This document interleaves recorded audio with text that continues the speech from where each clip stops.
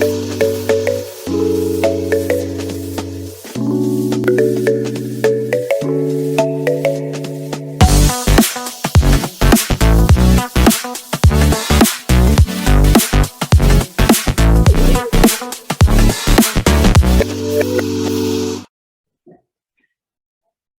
Guys, welcome back to my channel Bansal biology. आज हमारे साथ अंकित हैं जो कि एम्स में अपनी पीएचडी को परस्यू कर रहे हैं। तो थैंक यू सो मच अंकित, हमारे साथ बंसल बायोलॉजी के साथ ज्वाइन होने के लिए।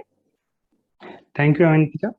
फर्स्टली मैं अपने आप को इंट्रोड्यूस करना चाहूँगा। My name is Ankit.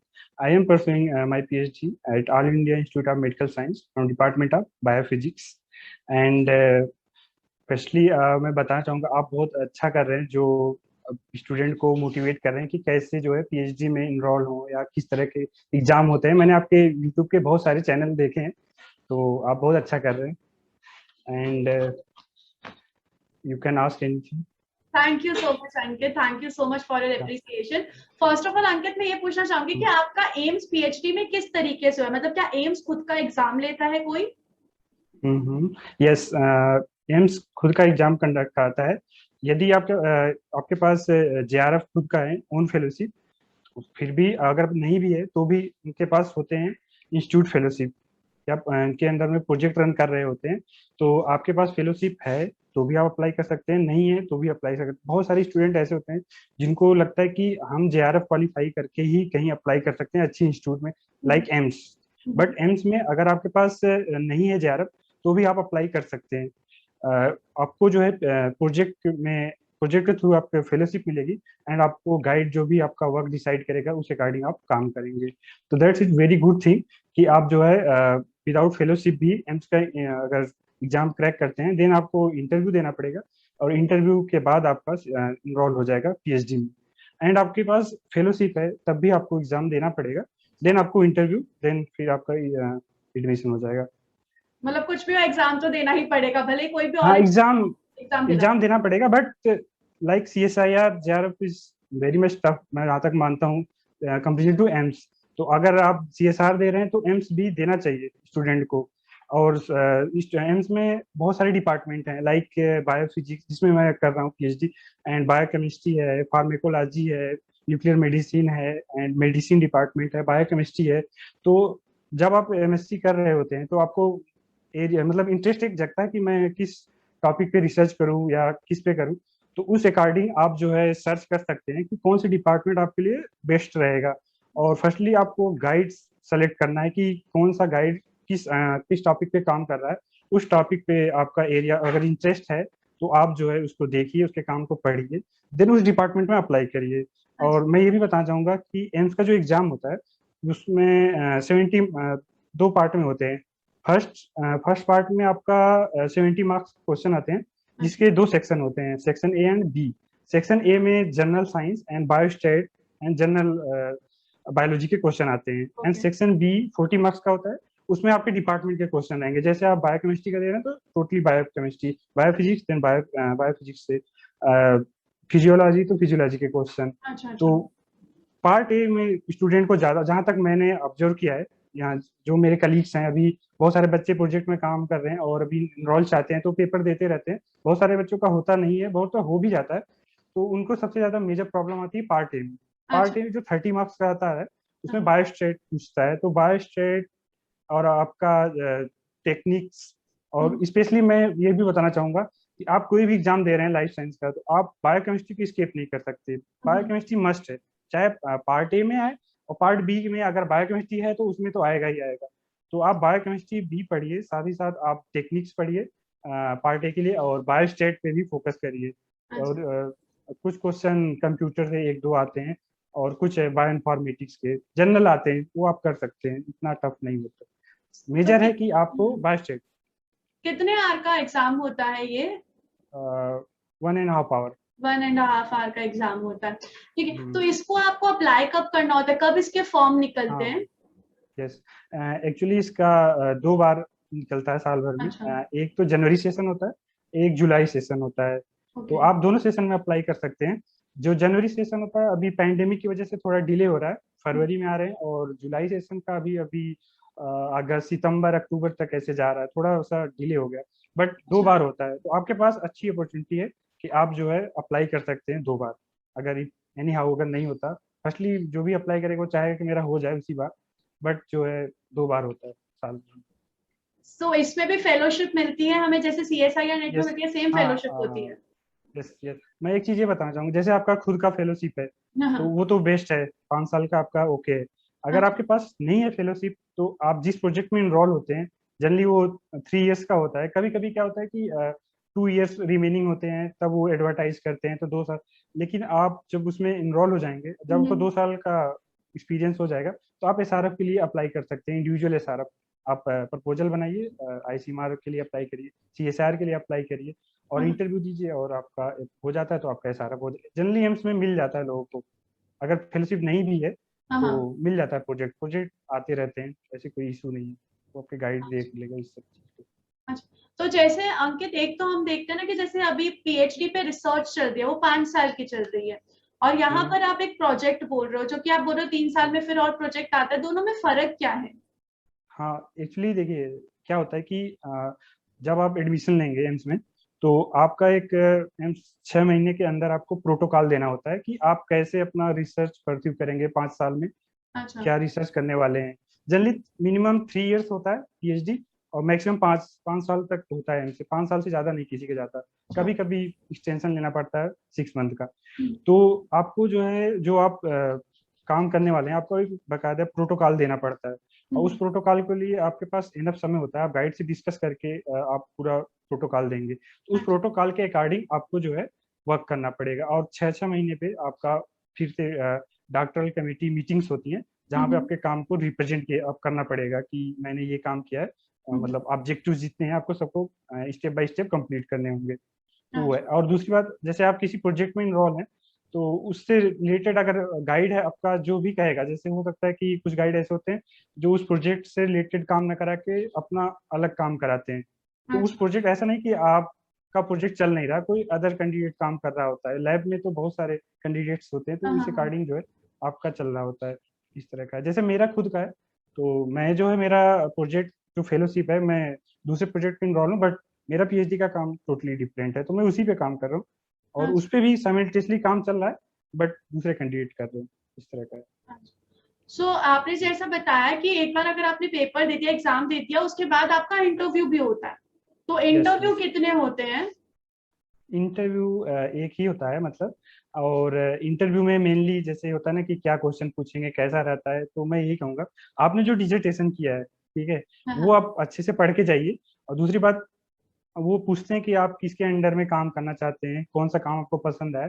Then आप तो, जो जो भी कैंडिडेट अप्लाई करता है, जनरली उसको पता होता है कि मुझे किसके अंडर में जाना है, या पढ़ता है। हाँ हाँ। फर्स्टली अगर आप ऐसा नहीं कर रहे तो आपको करना चाहिए। अच्छा। आपको जितने भी वहाँ के फैकल्टी मेंबर्स हैं, सबके काम को पढ़ना चाहिए, और आप जो आपको इंटरेस्ट है उस अकॉर्डिंग आप जाइए, और सीधा बताइए कि मुझे इस टॉपिक पे काम करना है।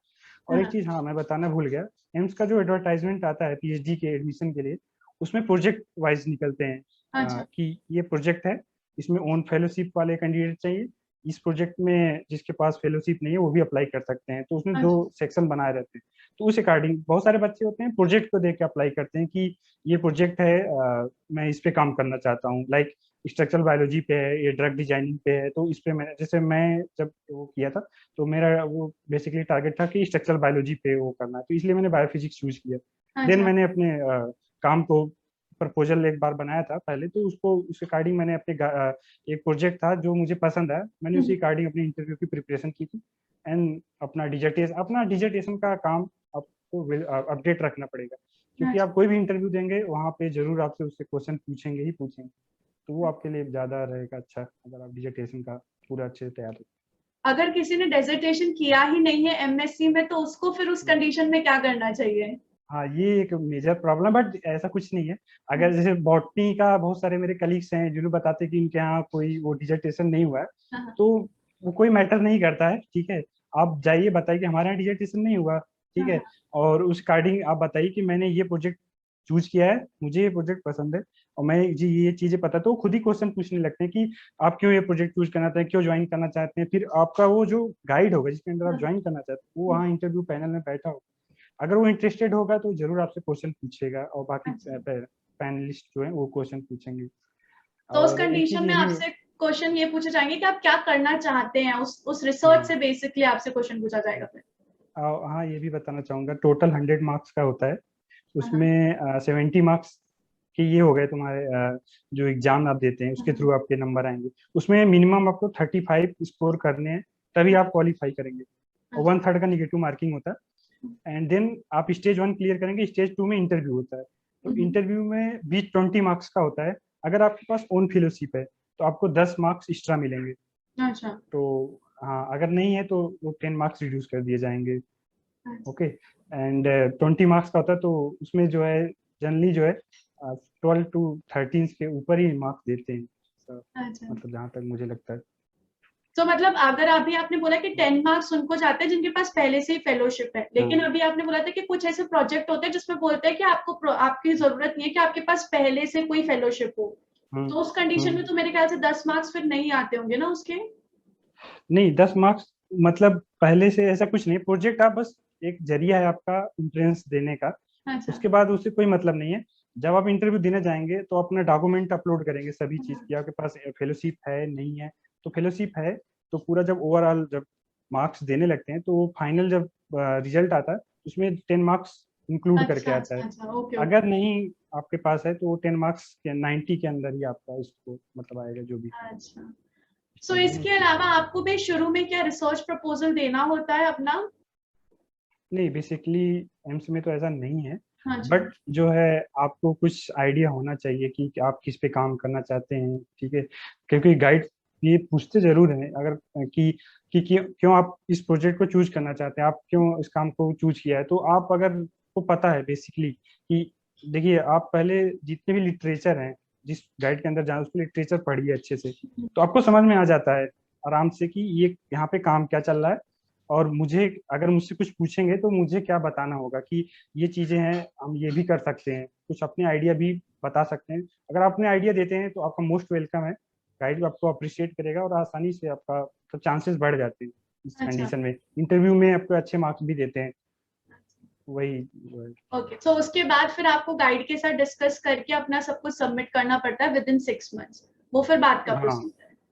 यस अच्छा, यस। उसके अलावा आप खुद का बताना चाहेंगे कि आपकी क्या रिसर्च चल रही है फिलहाल हाँ अंकित? हाँ। Yes yes. बेसिकली मैं स्ट्रक्चरल बायोलॉजी लैब ज्वाइन किया हूँ, तो वहाँ पे रेशनल बेस्ड ड्रग डिजाइनिंग किया जाता है। पहले अच्छा। कोई भी डिजीज है उसके हाँ पार्ट को पहचाना जाता है कि मेजर काज क्या है इस डिजीज को होने में। लाइक ये लेशमानिया डोनोवानी है जो काला आजार काज करता हाँ है, तो हाँ। उसमें उसके उसका एक पीसीएनए का स्ट्रक्चर है जो हम लोग टारगेट करते हैं, उसके अगेंस्ट ड्रग बनाते हैं। तो उसके इनिबिटर्स जो होते हैं, हम बेसिकली क्या होते हैं, हम पहले पता करते हैं कि कौन से इसके एक्टिव साइट हैं। पीसीएनए अच्छा। एक जैसे कि एंजाइम है, एंजाइम के हर एंजाइम के एक्टिव साइट होता है। हम्म। उस एक्टिव साइट पे जो है हम टारगेट करते हैं ड्रग, ठीक है। तो ड्रग टारगेट करने के लिए हम दो तरीके से, एक आपका वर्चुअल बेस्ड ड्रग डिजाइनिंग होता है, उसमें आपको पूरा इन सिलिको काम करना पड़ता है। लाइक मॉलिक्यूलर डाकिंग आप अगर जानते होंगे, तो उसमें क्या होता है कि हम ऑनलाइन सर्वर से सर्च करते हैं कि कौन कौन से इनहिबिटर हैं। लाइक पबकेम है, ड्रग बैंक है, उसमें जो है आपके मॉलिक्यूल बता देता है कि इस ये जो आपका एंजाइम है इसके अगेंस्ट ये ड्रग जो है बाइंड कर सकते हैं। फिर उसके बाद आप स्क्रीन करते हैं, तो उसमें टॉप कंपाउंड्स आ जाते हैं कि कौन सा कंपाउंड जो है आपके एंजाइम के साथ बहुत ज्यादा इंटरेक्शन दिखा रहा है। उस अच्छा। अकॉर्डिंग जो है आप ड्रग को वो करते हैं। दूसरी बात, ये आपका इन सिल्को काम हो गया जो पूरा आपका कंप्यूटर बेस्ड है। देन आप ऑर्डर भी कर सकते हैं कंपनी से कि आप इनिबिटर मंगा सकते हैं। इनिबिटर मंगाने के बाद आप जो है पहले तो आपको एंजाइम उसको प्योरीफाई करना पड़ेगा। इसके लिए अच्छा। हम बेसिकली क्या करते हैं, क्लोनिंग करते हैं। क्लोनिंग के बाद हम प्योरीफिकेशन, और प्योरीफिकेशन के बाद हम क्रिस्टल बनाते हैं, प्रोटीन प्योरीफिकेशन क्रोमेटोग्राफी का यूज करके। एंड देन क्रिस्टल बनाने के बाद हम इनहिबिटर के साथ बाइंड करा के देखते हैं। बाइंड कराने के लिए हम बेसिकली जब हमारा क्रिस्टल बनता है तो क्रिस्टल में हम 1 या 2 माइक्रोलीटर ऐड कर देते हैं। और ऐड करने के बाद हम उसको क्रायो में डाल के भेजते हैं डाइफ्रेक्शन होने के लिए। जो बेसिकली हमारे यहाँ तो सिंकोट्रांस सोर्स है, फ्रांस, वहाँ जाता है स्ट्रक्चर का डाइफ्रेक्शन के लिए। और जब आपका डाइफ्रेक्शन आ जाता है तो उसके बाद आपका एक वो फाइल देते हैं, रॉ फाइल को आपको प्रोसेस करना पड़ता है। बहुत सारे सॉफ्टवेयर हैं, बेसिकली हमारे यहाँ यूज होता है CCP4, जो एक इसके स्ट्रक्चर बायोलॉजी का बहुत अच्छा सॉफ्टवेयर माना जाता है। तो उससे हम क्या करते हैं, हम अपने डेटा को प्रोसेस करते हैं कि ये डेटा जो है कितने एंगस्ट्रॉम पर हमारा रिजोल्यूशन दे रहा है। तो जितना आपका हाई रेजोल्यूशन के डेटा होंगे स्ट्रक्चर, उतना आप प्रिडिक्ट कर सकते हैं कि इसकी कहाँ पे आपका ड्रग बाइंड करेगा। अच्छा। देन हम उसके रिफाइन करते हैं स्ट्रक्चर को, और जब हम रिफाइन करते हैं तो बेसिकली ये सब सॉफ्टवेयर में ही होता है पैकेज। ठीक है, अच्छा। तो उसी से हम रिफाइन करने के बाद हमें पता चलता है कि हमारा एक्टिव साइट है, यहाँ पे लाइगेंड बाइंड कर रहा है। तो then you can go for publication कि ये आपका एंजाइम था, लाइगेंड था जो हमने टारगेट किया था, ये आपका इनहिबिटर है जो अब परफेक्टली से बाइंड कर रहा है।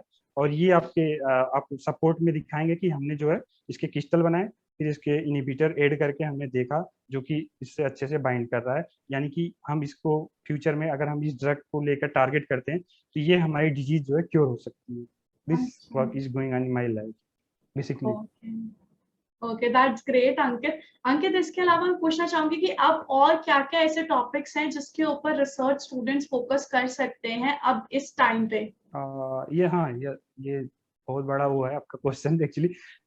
बेसिकली मुझे ऐसा लगता है कि अभी जो मोस्ट चैलेंजिंग थिंग है कि किसी भी डिजीज, जैसे कि आपका पैंडेमिक चल रहा है, तो पैंडेमिक में हमें सबसे ज्यादा किस चीज की जरूरत हुई? ड्रग्स की। कोई आपका डिजीज बहुत तेजी से स्प्रेड हो रहा है तो उसके आगे हमें कोई ड्रग जल्दी से आ जाए या वैक्सीन आ जाए। इन सब चीजों के लिए तो मुझे लगता है कि आपका structural biology and drug discovery एक बहुत ही अच्छा फील्ड है, और उसमें बहुत अच्छी अपॉर्चुनिटी है स्टूडेंट के लिए।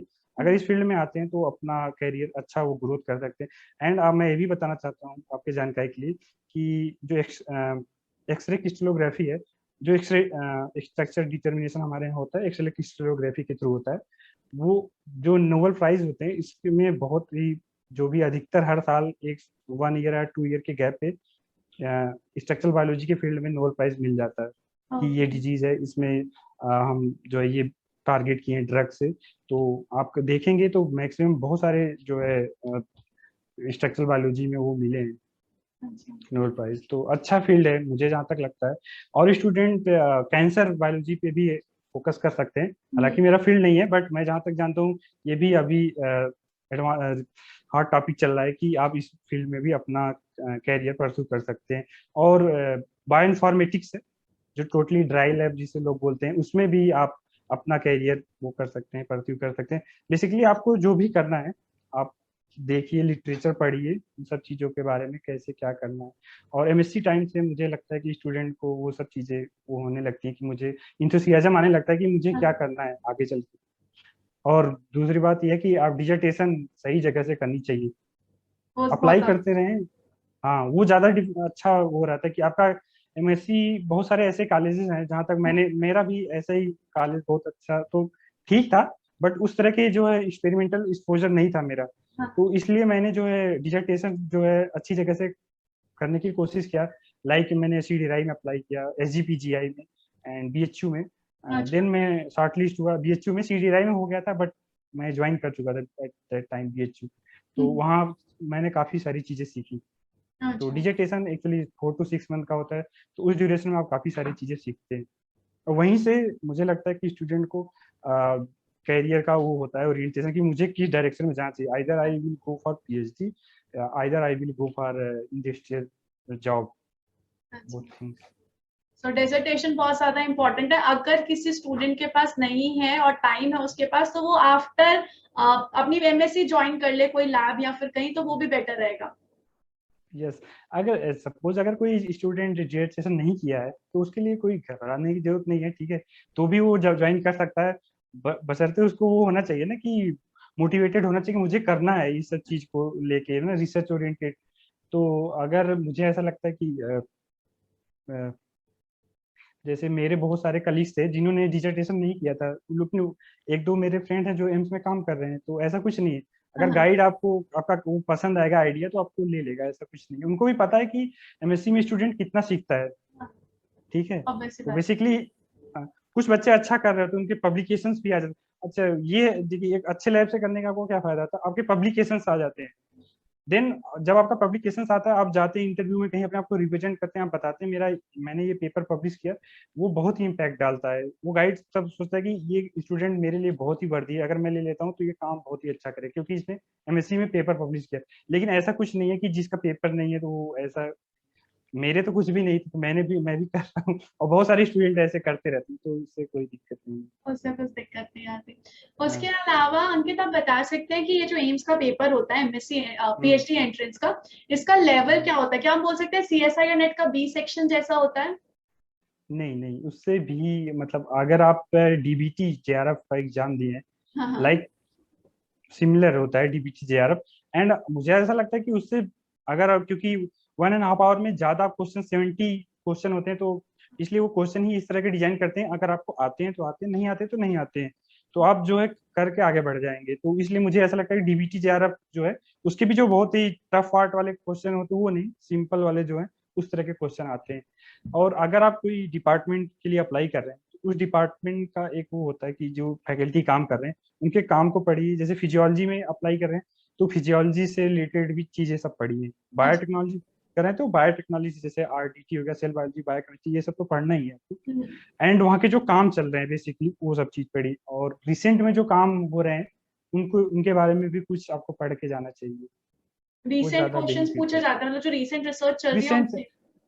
पार्ट ए में कुछ जैसे नोबेल प्राइज के कभी कभार आ जाते हैं एक आध जैसे क्वेश्चन डीबीटी में भी इसमें। आया हुआ है कि नोबेल प्राइज किसने जीता है इसे। यस, डीबीटी में आईसीएमआर में आते रहते हैं। तो अच्छा। आईसीएमआर का जैसा क्वेश्चन है ना, अगर स्टूडेंट ने अगर देखा होगा, तो मुझे नहीं लगता कि आईसीएमआर से मतलब किसी का कंपैरिजन नहीं करना चाहिए एग्जाम से, बट जो है कि ऐसे ही क्वेश्चन होते हैं, फैक्चुअल क्वेश्चन होते हैं, ज्यादा हाँ, आपको टाइम नहीं देना, आता है तो वेल एंड गुड, नहीं आता तो। नहीं बट आता। मुझे ऐसा सीएसआईआर का भी पार्ट बी जो कह रहे हैं आप, वो भी ऐसा होता, बट वो थोड़ा होता है, उसका लेवल है, बट एम्स का थोड़ा उससे है, मतलब ठीक है। बट अगर मुझे लगता है कि अगर आप तैयारी कर रहे हैं, तो एक बार जरूर एम्स का एग्जाम मतलब दे। सीएसआई या नेट बहुत कर रहे हैं तो पूरा चांसेस है कि आप एम्स भी निकाल सकते हैं, हाँ, एम्स का एग्जाम भी देखिए निकाल at a time of preparation कोई भी स्टूडेंट ये श्योर नहीं होता कि मेरा जेआरएफ हो जाएगा। सकते हैं। बहुत सारे सर्कमस्टेंसेस आ जाते हैं कि कभी कभी स्टूडेंट के पास नॉलेज होती है, हर चीज होता है, नहीं हो पाता है। देन आपको एक अल्टरनेट बैकअप जैसे रखना पड़ता है कि हाँ, यहाँ यहाँ ऐसे ऐसे इंस्टीट्यूट भी हैं जहाँ विदाउट फेलोशिप भी इंट्रेंस करा के हम इंटर कर सकते हैं और अपना पीएचडी परस्यू कर सकते हैं। तो आपको उसके लिए भी अप्लाई करना चाहिए। जब आप अप्लाई कर रहे हैं सीएसआर के लिए, हाँ, डीबीटी के लिए, आईसीएमआर के लिए, तो go through for AIIMS also. If AIIMS you got the opportunity you can do good. So Ankit अभी आप कौन से ईयर में पीएचडी के? मेरा सेकंड ईयर चल रहा है एक्चुअली। सेकेंड ईयर चल रहा है, तो अभी आपका कैसा एक्सपीरियंस रहा अभी तक का? अभी तक तो बढ़िया है। एक्चुअली अभी मेरा जो बेसिकली काम चल रहा है, मैं जो है इन सिलिको काम कर रहा हूँ। अच्छा। टोटली जो है कंप्यूटर बेस्ड मेरा काम चल रहा है। हाँ, रिफाइनमेंट मतलब जो जो भी मैं बताया ना कि हम लोग के यहाँ डेटा जाते हैं डाइफ्रैक्शन होने के लिए, डाइफ्रैक्शन होने के बाद जो रॉ डेटा देते हैं उसको कैसे प्रोसेस करना है, वो काम अच्छा। हम लोग करते हैं। ओके। एंड देन जब स्ट्रक्चर आपका पूरा फाइनलाइज हो जाता है तो हम लोग प्रोटीन डेटा बैंक है उस पर अपना स्ट्रक्चर डिपॉजिट करते हैं, अच्छा। आरसीएसबी पीडीबी का जो डेटा बैंक है। तो वहां से आप जैसे कि अगर हाँ, कुछ स्टूडेंट ऐसे होते हैं जिनको वो होता है कि हम कैसे चीजों को कोई प्रोटीन है उसके हम लाइगेंड कैसे डिजाइन करें, उसके टारगेट हम कैसे ढूंढें। तो आप जो है प्रोटीन डेटा बैंक होता है उसके थ्रू आप जो है, जैसे आपका आरएनए पॉलीमरेज हो गया सपोज, तो आप उस पर टाइप करेंगे तो आरएनए पॉलीमरेज से रिलेटेड जितने भी पीडीबी वो सब अच्छा। ओपन हो जाएंगे। तो फिर उसके आप सीक्वेंस देख सकते हैं कि इसका सीक्वेंस ये है, ठीक है। और आप जो है इसका, उसके अगेंस्ट अगर आपको कोई लाइगेंड ढूंढना है तो आप जो है उसके कॉम्प्लेक्स भी देख सकते हैं, आपको अच्छा। सब ऑनलाइन अवेलेबल है। और अगर आपको उसको आगे परस्यू करना है तो आप जो है ट्राई करिए इनहिबिटर उसके अगेंस्ट डिजाइन करा के उसको वो करने के लिए, सो अगर अभी भी फाइंड कोई करा के उससे स्टूडेंट लिगेंड। इनसे गो थ्रू करना चाहता है इन सब चीजों से, तो वो कर सकता है? वेबसाइट पे ये सारी चीजें अवेलेबल है, गूगल हाँ, पे everything is freely available? Available है। हाँ यस, ये यूट्यूब बहुत ही अच्छा प्लेटफॉर्म है, जो आप कर रहे हैं वो भी बहुत अच्छा है। अगर यूट्यूब पे अगर आप देखिए, यूट्यूब पे बहुत सारी चीजें हैं जो स्टूडेंट को बेसिकली पता नहीं होता।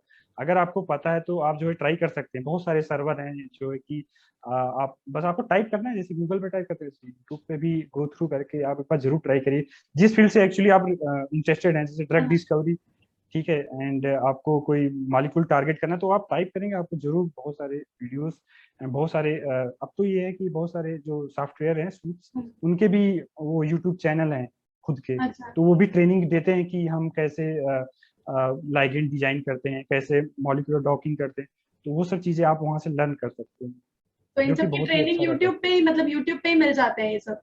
यूट्यूब पे आप वहाँ से लर्न कर सकते हैं, अगर आप बहुत ज्यादा इंथुसियाज्म रखते हैं उस चीज को लर्न करने के लिए, तो देन आपको जरूर करना चाहिए। और बाकी आप जब एक बार आपको प्लेटफॉर्म मिलेगा, लैब मिलेगा, तो वहाँ से आप तो कर ही सकते हैं, अच्छा कर सकते हैं। आपका गाइड भी, गाइड किस लिए होता है, गाइडेंस के लिए होता है, तो करेगा ही ऑब्वियसली। तो थैंक यू सो मच अंकित, इतने अच्छे से आपको सब कुछ बताया आपने स्टूडेंट्स को। आई होप कि ये वीडियो आप लोगों के लिए बहुत हेल्पफुल होगा। Thank you so much Ankit for thank joining you with us. Anitika बुलाने के लिए। इसके अलावा guys, if you want to study with me on Unacademy, so कुछ मेगा ऑफर्स चल रहे हैं। दैट इज़, अगर आप 12 मंथ का सब्सक्रिप्शन लेंगे तो 2 मंथ्स का फ्री मिलेगा, 6 मंथ्स का सब्सक्रिप्शन लेंगे तो 1 मंथ फ्री मिलेगा, 24 मंथ्स का सब्सक्रिप्शन लेंगे तो 3 मंथ्स का सब्सक्रिप्शन फ्री मिलेगा। जो ये वाला ऑफर है 12 मंथ्स प्लस 2 वाला, वो 27 अक्टूबर तक है, और जो ये दोनों ऑफर हैं 31 अक्टूबर तक है। तो अगर आपको मेरे साथ पढ़ना है तो आप यूज़ कर सकते हैं कोड बेंसिल बायोलॉजी, क्योंकि इस पर आपको प्लस 10% का डिस्काउंट मिलेगा। ये PhD एंट्रेंस के लिए ऑफर है और इसमें आप सभी एडुकेटर्स की क्लासेस अटेंड कर सकते हैं। So thank you so much guys for watching this video, and don't forget to subscribe my channel and share this video with all your friends. Thank you so much guys, bye, take care.